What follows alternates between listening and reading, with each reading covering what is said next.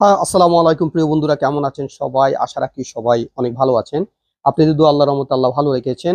আজকে আরেকটা ছোট্ট ভিডিও নিয়ে আপনাদের সামনে হাজির হয়েছি। আজকের ভিডিওর মাধ্যমে আমি একটা ছোট্ট গল্প আপনাদের সামনে উপস্থাপন করব। আশা রাখি গল্পটা আপনাদের ভালো লাগবে এবং এই গল্পটা থেকে আমরা অনেক কিছু শিখতে পারবো, জানতে পারবো এবং আমাদের বর্তমান প্রেক্ষাপটে গল্পটার গুরুত্ব অনেক বেশি। এই গল্পটা যেহেতু ছোট্ট একটা গল্প এবং তুর্কি একটা গল্প, এই গল্পটা কিন্তু আমরা অনেকেই হয়তো ছোটকালে শুনেছি, আবার অনেকে হয়তো শুনি নাই। যারা শুনেছি তারা তো শুনেইছি, আর যারা শুনি নাই আজকে তারা শুনে নিব।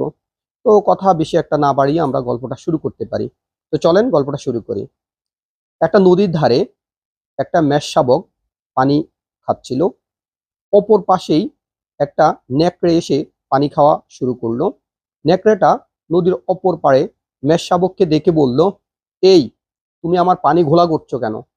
মেষ শাবক অবাক হয়ে গেল এবং বলল যে, আমি তোমার পানি কিভাবে ঘোলা করলাম? তুমি নদীর অপর পাড়ে, আমি নদীর এই পাড়ে, তা আমি কিভাবে তোমার পানি ঘোলা করলাম?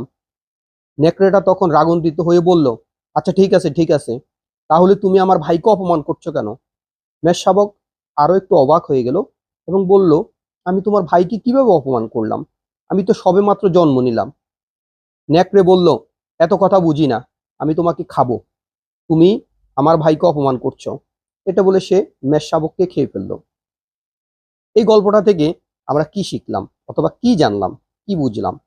দেখেন, অত্যাচারী অত্যাচারী সবসময় কিছু না কিছু অজুহাত খোঁজে, গরিবের উপর অথবা দরিদ্রের উপর অথবা ধরেন দুর্বল যারা তাদের উপর অত্যাচার করার জন্য তারা সবসময় কিছু না কিছু অজুহাত খোঁজে।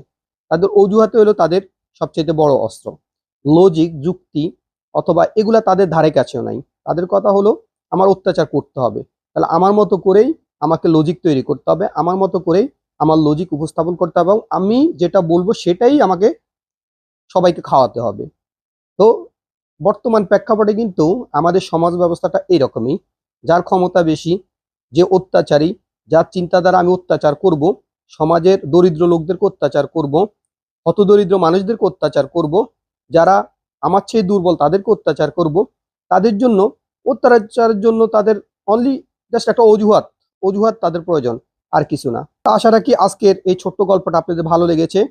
ইনশাল্লাহ এরকম ছোট ছোট আরো সুন্দর গল্প নিয়ে আমি আপনাদের সামনে হাজির হব। ততক্ষণ পর্যন্ত বাই বাই, টাটা, আল্লাহ হাফেজ।